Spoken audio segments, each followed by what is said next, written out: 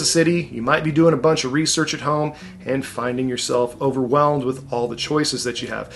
That's because Kansas City, it's a big city. It's 8,500 square miles that make up the metro. The entire state of Massachusetts is only 10,000 square miles. So it's a city that's almost the size of a state. I know it looks like a dot on a globe, but trust me, it's a big area, especially if you're trying to look at it from a Google map. So Google Map is just going to show you a river cutting through the middle of it and an artificial boundary is a state line. That doesn't really help you identify where the exciting part of town to live in is. You know, we don't have a mountain range, we don't have an ocean, but each part of the city is unique and different. And I'm going to go over why that is and what makes certain parts of the city unique. Now in this video, I'm also going to share with you two super helpful tools. The first tool is going to be the same tool that our investors use to analyze the market, especially if they're coming from outside of the area and they don't know it. They love this tool because it really breaks down and shows the nuances, shows the demand in certain areas, and helps them understand what they can't see without being here. Number two, we've developed a personality quiz that, based on 11 questions,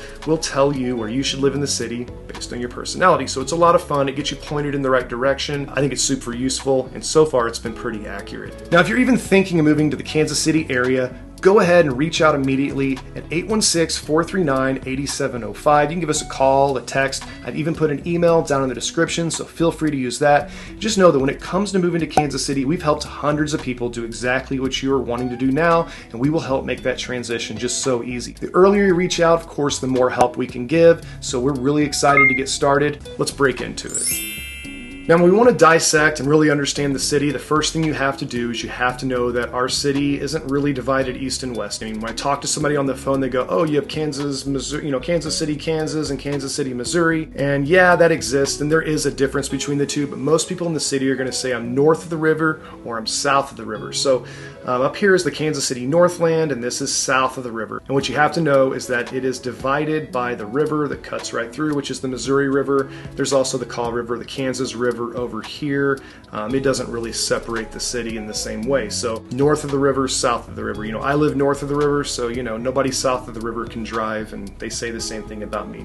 It's an arbitrary thing, but you do have to know that if you live north of the river and you need to travel south of the river for work, it can be a pain in the butt because you have to cross bridges to get there. So this is going to be where most of the traffic problems are going to be, is going to be around these bridges. Not that they're terrible compared to other cities. I still think our traffic's awesome.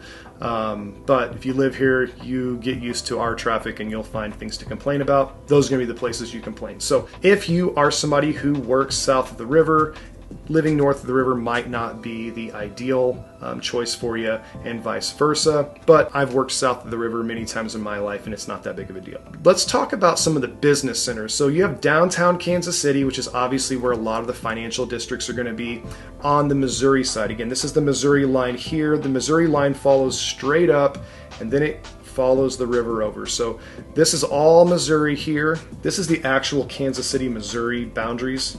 So it's confusing to a lot of people that Kansas City's on both sides of the river and just how large of an area it covers.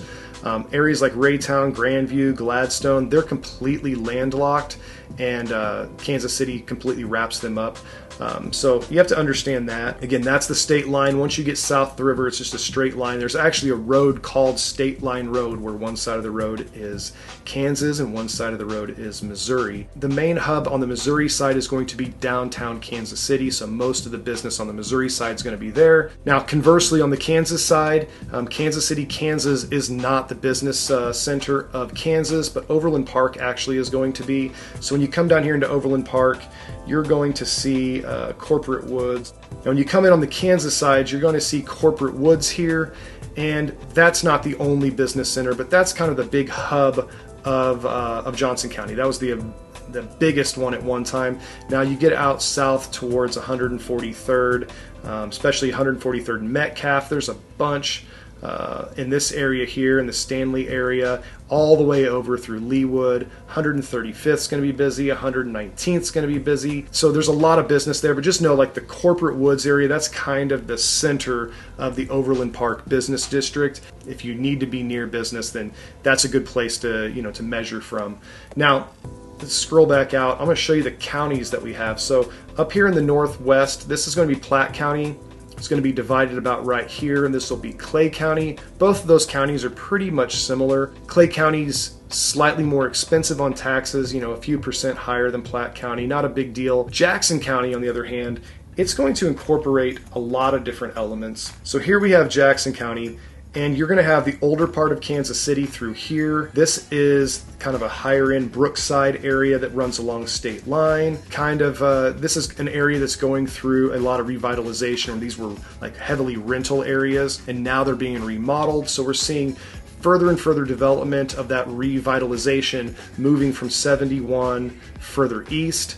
Most of this has already been developed, and on the west side of 71 is also kind of going through there. So there's been a big investment right now along Troost, which is right here. So this is kind of the new, you know, a lot of businesses are investing heavily there. Paseo's really getting revitalized as well, and it's just continuing to move to the east as our city has invested in its downtown so well. So these were areas that were kind of blighted in the past, and now they're block by block moving east, getting cleaned up.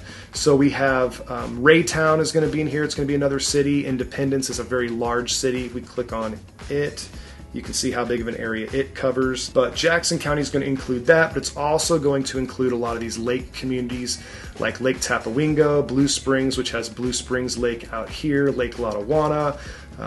Lee Summit has a lot of lakes. So this is going to be a lot higher. This is going to be like a higher end area. And then out here, you're going to get completely into rural. So that one county goes from rural into like high end suburbs, into revitalized areas, all the way into the downtown. So it's a very wide area. And just to say you're looking at Jackson County is a lot to say. Now, Johnson County, on the other hand, is going to be a little more congruent. So the further north you go, you're going to find more affordable properties in this area, and it gets a little more expensive as it goes south, and then it gets really expensive. Some of the most expensive parts of the city are going to be in this area right here. Let's zoom in there. So like all through here, Loch Lloyd on the Missouri side's very, very expensive. And then this is Leawood. A lot of the newer high-end constructions happening in this area here. Garmin's out here. Again, all that Corporate Woods area.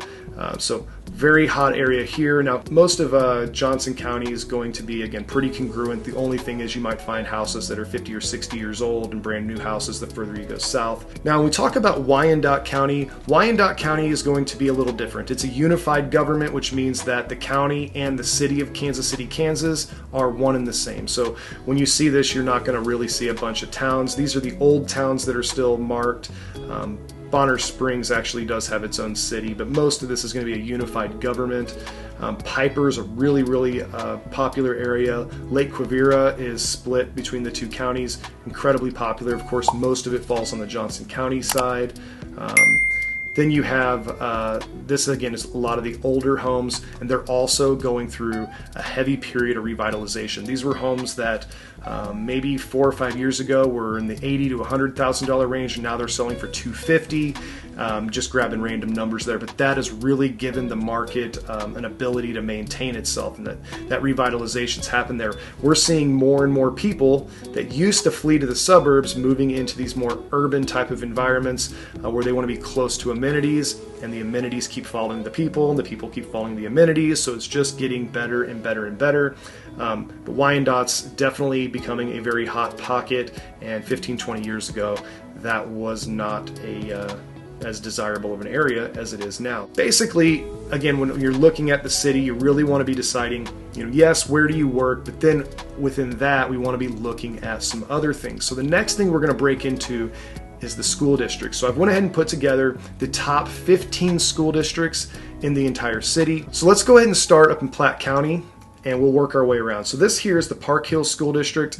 And again, if you kind of look at the map here, you'll see most parts of the city have a good school district. Of course, the Kansas City proper school district, it's called Kansas City, Missouri School District. It has not done as well in the past. It has recently got its accreditation back. But it's not going to be a draw for a school. Now, a lot of these other schools are going to be an actual draw. So you'll see here, this is the Parkhill School District. It incorporates Riverside all the way up to the airport. and Parkhill as well. So this entire area, which is part of Kansas City, part of Weatherby, part of Parkhill, part of Riverside. Now if we move over next to that is going to be the North Kansas City School District. There's 4 high schools in this one, and it's going to go all the way to basically Independence in the river, all the way up to 435, like by the airport, the same line that Parkhill ran to. Then we've got north of that, Smithville. Platte County didn't actually make the top 15, but it was really close. That's another great area. Same with Kearney. Any of these areas in the Northland, there's really not a bad school district up here. Liberty, same thing here. It's a big area. All of these areas are going to be great school districts. As we move into Jackson County, Blue Springs made the top 15 list, and we're using niche.com to do this, so this isn't my opinion. I'm actually going off of somebody else's work that people have ranked. So Blue Springs, Grain Valley is a little more rural area. They've got a great school district, or it's ranked high at least. Down here is Lee Summit, a big area there as well. And as we move back towards downtown, see, downtown Kansas City does offer charter schools. So this is going to be the Ewing, Marion, Kauffman School. And if you're part of the Kansas City School District, you can enroll at one of the charter schools. This one here made number 15 on that top 15 list. So really cool option if you are in that area. A lot of people that live down here, they choose to put their kids in private school, especially in like the Ward Parkway, Waldo, and Brookside areas. So as we move into Johnson County, we've got the Shawnee Mission School District here, Blue Valley down south, we've got Olathe Unified. Out here is going to be a little more rural, DeSoto, and then Gardner, Edgerton Unified Schools here. So those are 2 towns that came together and did one school district. All of these are going to be great schools. Now, one of the cool things, you get out to Gardner, they have, especially if you're into a little more of a small town feel, they have excellent sports programs. Lee Summit's got great sports programs. Staley High School, Liberty High School, pretty much anything in Johnson County is going to have a lot of amenities and can just be a great place to go to school. So those are the top 15. I will put that list of all those down below, and I'll have a link actually to a blog that we wrote that'll tell you more about each of those areas if you want to look further into it. Just check down there in the description. And if you've graduated from any of these schools or you've had any experience with them, please chime in down below and share your experience. We're kind of hamstrung. I can't steer somebody into a specific school district, but somebody can sure share their opinion about what it was like going there. And I'd encourage anybody watching that knows anything about the city, chime in down below and share that, because I'd love to give anybody watching this as much information as possible. Now, if you're going to live in Kansas City, you got to know that highways are how you get around. Yes, there's public transport, but no, it's not very good. The bus lines don't really go deep into the suburbs. They're mostly a downtown thing. Yeah, they get up there, but it's going to be the main arteries. So you're still taking a car, riding a bike, or doing something to get to the bus stop. It's not really a walkable city. Again, remember, it's almost the same size as Massachusetts in a city. You're going to need a car to get around. The beautiful thing about it, though, is we have a lot of highways. So let's take a look here. I'm going to break down just what's so simple about the city. So when you look at this, it looks like a mess of highways. But if you look here, this is I-435, and it loops around the whole city. Oops, it goes up here by the north of the airport, wraps around, and comes back down to this I-470 thing. So that's a big loop. It just runs around the whole city. You can always get to it and get home. It's just an easy way. If you don't know your way around the city and you hit 435, you're safe. Now, I-70 crosses through east to west. You've got I-49, also I-29, 71's 3 different names for it. It comes from the south, goes up through the north, runs all the way up to Omaha, and then this is I-35 that runs from Texas all the way north as well, and it's going to come from the southwest and come out the northwest going up through Kearney. So if you understand that you've got, it's like a big crisscross this way, and then east to west, that's really all the major highways. Then we've got little, connectors in between, like 470 connects from 435 and 49 over to I-70. That's just a little bridge connection. There's a 635 connection through here that's going to go over to I-35. Little things like that. But by and large, you just got to understand the city is really marked out well with highways, and you can get most places pretty quick. So most places in the city are only going to take 25 or 30 minutes to get get to. I live up here in this blue dot. The reason I love it so much is I'm an appraiser. When I first got into this industry, I was an appraiser, and I'm a real estate agent. We office here in Gladstone, and I live right here. The big benefit is I can hop on the highway. I can take 152 down to 435 and get to Overland Park. I can take 169 down to 635 and get to Overland Park. I can take 152 over here down to 435 and get all the way out to Independence or Lee Summit. And just to show you, it's currently 411 on a Wednesday. So let's just see how bad traffic is going from 64155 where I live at to Lee's Summit, Missouri. So we're at 43 minutes. That's the furthest spot in the city for us to go. 43 minutes to go from here all the way out to there. Let's just take a look at going to Corporate Woods. And this is rush hour time. So, I mean, this is the worst time of the day to be doing this. 36 minutes to go through basically the center of the city all the way out to Overland Park. Not bad. I mean, if you were doing that, if it wasn't rush hour, you'd be maybe shaving 5 or 10 minutes off of that. Now, most people aren't traveling from the Northland to Lee Summit. Most people in the city are going to be traveling from the Northland to downtown, Northland to Overland Park, Lee Summit to Overland Park, Lee Summit to downtown, so forth. Most people aren't going to actually live in the Northland and work in Lee Summit. So that's not a great example, but hopefully it shows you what it's like to travel from one side of the city to the other at rush hour.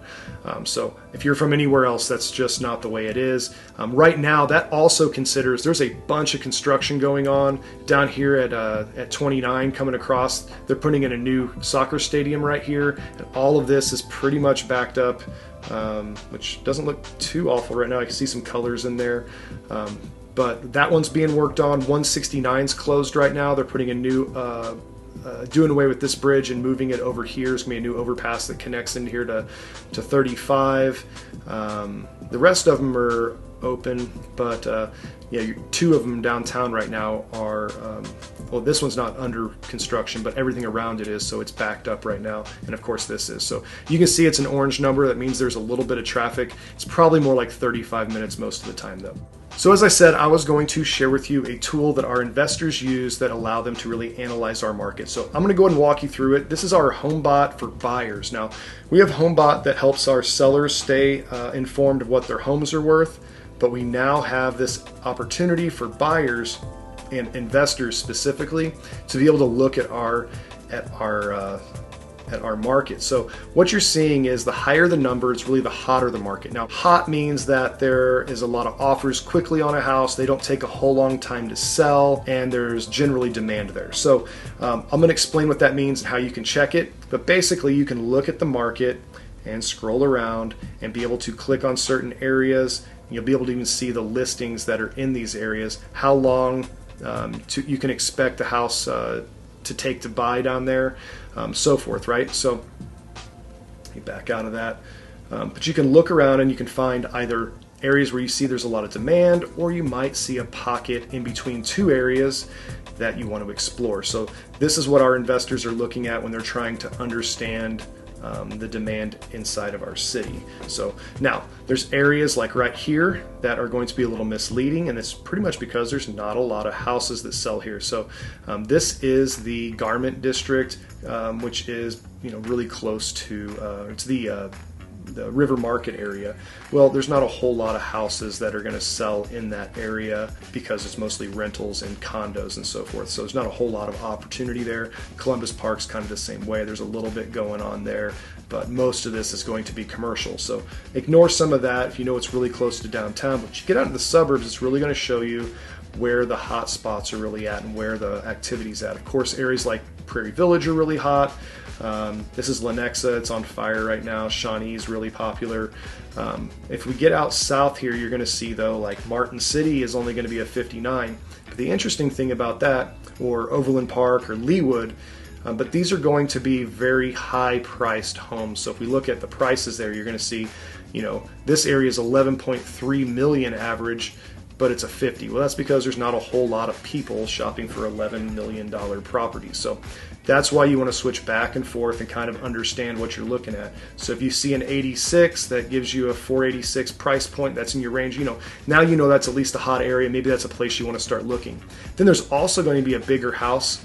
This is going to show you the average square footage in each area. So, if you get closer to downtown in these older areas, people lived in smaller homes back then. So you're going to find smaller homes in these areas. It's going to help you understand, the development of the city. Generally, smaller areas means those homes are going to be closer to 100 years old, and they're going to be larger the further south you go, for instance, into Johnson County, as that's kind of where the mansions, are really at. So that'll help you understand that. If you need to move somewhere fast, the market's still a very fast market. So that tool's not really helpful to me, but it does show you how long it takes from a house to go on the market to when it actually closes. So this isn't how many days on market it was marketed for, but on average, like in this area, for instance, in Leawood, let's say it's a 30-day close. They're saying that's probably 17 days on the market. So if you started shopping, basically you could expect to find a house and be moved in about 47 days. Again, I don't find that tool to be all that useful, but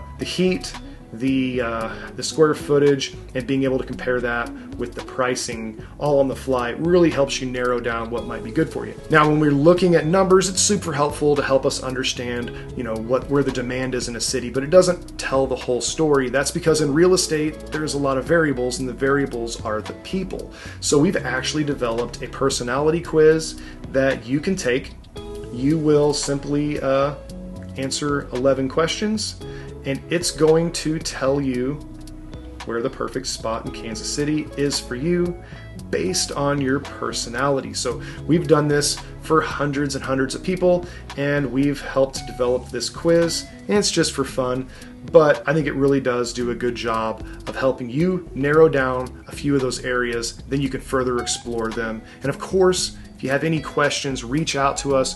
We will be here to help really narrow it down, get you in the right place the first time so that you don't have to do a redo. But if you do find that you have to do a redo, we do guarantee all of our buyers that they're going to be 100% happy with the purchase of their property. We will guarantee that property for 6 months. If for any reason they decide that they've bought the wrong place and they want to have a redo, we will do that and charge 0 commission on our side to get them into the right place. Now, I've never had to do that because we do such a great job of ensuring that we get you in the right place. That's why I'm so confident to offer it.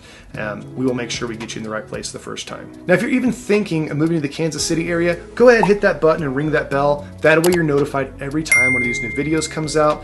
We've helped hundreds of people just like you move to or within the Kansas City area, and we'd love to help you too. So go ahead and reach out to us immediately at 816-439-8705. Call or text, whatever you're most comfortable with. I've even put an email down in the description below, so if you're more comfortable with that, feel free to do that as well. And just know that when it comes to moving to Kansas City, all you have to do is point the direction, and we're going to guide you there.